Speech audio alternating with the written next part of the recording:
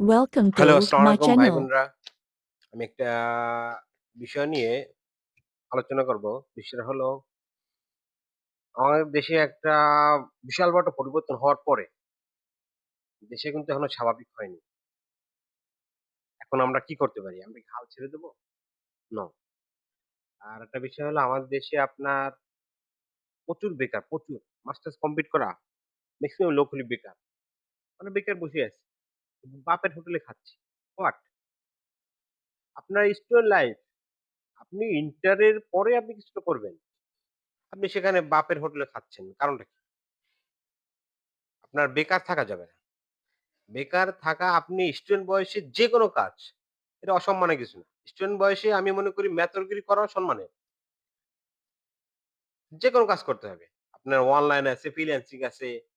উম এখন বর্তমানে আপনার আগে যেরকম কাজের খুব অভাব ছিল